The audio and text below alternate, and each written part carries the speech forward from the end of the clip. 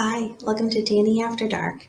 If you're new here, make sure to like and subscribe so you don't miss a notification or a new episode. Tonight, I'll be featuring the case of Isreal Keyes. So let's go ahead and find out more. Let's go ahead and dive on in. Isreal Keyes was born on January 7th, 1978, in Richmond, Utah. He was raised in a Mormon family. For his education, he was homeschooled. As a child, his family ended up moving to the Colville, Washington area. He then started to occasionally attend a Christian church. However, he then rejected religion entirely. Israel went on to serve in the United States Army from 1998 through 2000.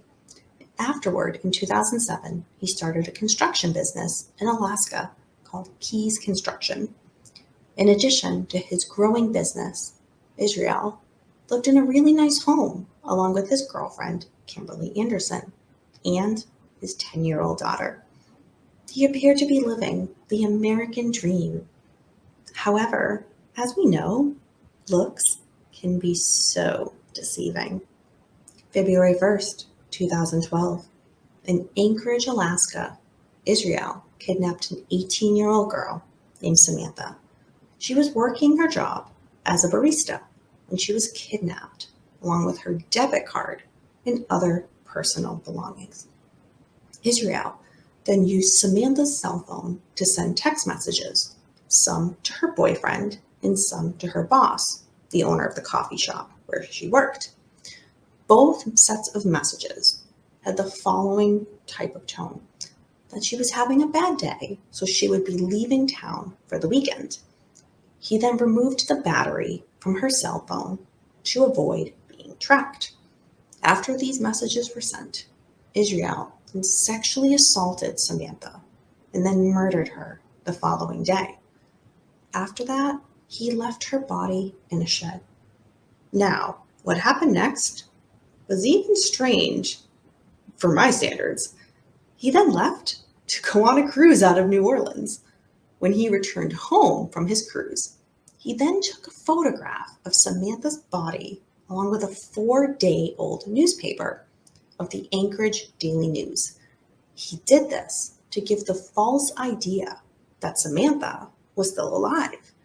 He specifically did this so that he could try to demand ransom money. The amount that he was seeking, $30,000. After the photograph was taken, he then immediately dismembered Samantha's body and then disposed of her body in a frozen lake north of Anchorage, Alaska. This was after he cut a hole in the ice with a chainsaw. Well, that $30,000 that he was demanding as ransom money, it was paid. But what he did not know were police were already on the kidnappers' tracks. They had been tracking the withdrawals made from Samantha's bank account. Now, what the activity showed was they tracked it moving throughout the American Southwest. Most recently, in March 13th, 2012, while in Texas, Israel had just used Samantha's debit card when he was found by police and arrested. He was then extradited back to Alaska. When he returned back, he confessed to Samantha's murder. So, pretty simply, his trial was scheduled to begin in March 2013. So, this must be where the case ends, right? Not even close. Police themselves were not even aware for the information that was going to come forward before trial. While they were waiting for this trial to begin, police began to learn that Israel meticulously planned his murders long in advance. Yes, murders, as in plural. Sometimes they were even planned up to a decade in advance. His murders, at this point, had never even been connected because he had the following set of rules. He never had a victim type. He never had a connection to any of his victims. He never killed more than once in the same area. He would turn his phone off and keep it off when he traveled to complete a murder.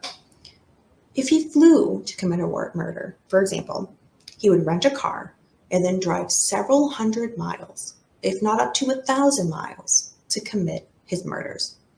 He would pay in cash anytime he had to purchase anything. Now, Isreal admitted to placing several caches around the country. Well, what were in these caches? They similarly had the following items: a shovel, weapons, a silencer, ligatures, ammunition, garbage bags, a bottle of liquid clog remover, and material for concealing a body, and for speedy decomposition. Now, even though Isreal was pretty much completely forthcoming with all of this information, he was adamant that his name not be released to the public. In fact, he threatened to withhold information if his name was released and got out. But why was this? Isreal did not want his daughter one day to find out what he had done. So police agreed. And then they began to learn the following: that in the late 1990s through 2008, Isreal was living in Washington State. It is also during this time that he committed his first 4 murders. After those murders were committed, sometime between 1996 to 1998, Isreal also admitted to raping a young girl. He planned to kill her, but he ended up letting her go. Isreal had also owned property in New York. While he lived in New York, he murdered at least one other person. He also committed bank robberies in April 2009. In addition, when Isreal lived in Texas, he admitted that he committed another bank robbery. He also burglarized a home and set it on fire. We can see why these cases were not being connected. They were all so different, especially this one. June 8th, 2011. In Vermont, Isreal broke into the home of Bill and Lorraine Currier of Essex, Vermont. He tied them up before driving to an abandoned farmhouse. Isreal then shot Bill and then went on to sexually assault and then strangle Lorraine. Their bodies have not been found.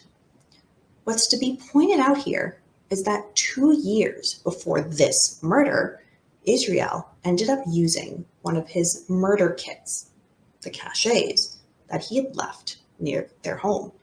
This kit included a handgun and various supplies. For example, when he murdered Bill and Lorraine Currier, he ended up flying to Chicago and then rented a car to drive the additional 1,000 miles to Vermont. That kit that he used, again, he had hid 2 years prior to the murders.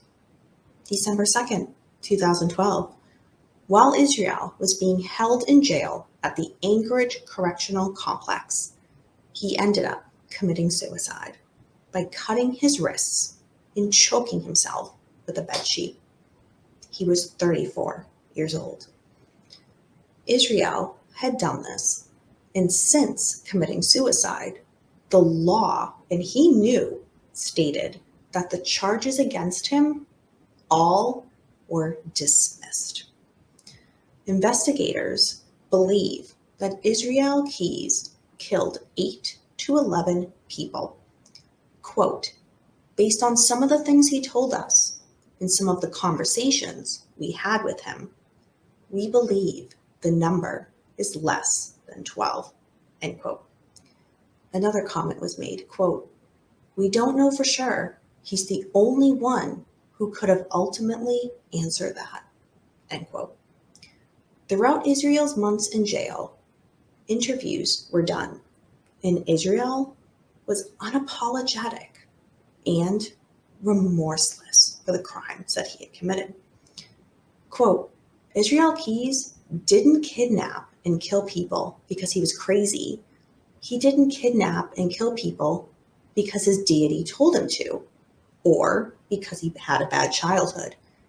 Isreal Keyes did this because he got an immense amount of enjoyment out of it.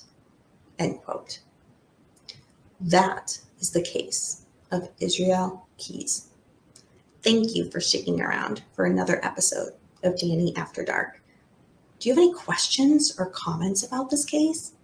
Especially about how meticulous that he was with his crimes? Well, leave a comment down below. Let's be interactive. Do you have a suggestion for a case that you'd like me to cover? Leave it down below. You may see it featured in an upcoming episode.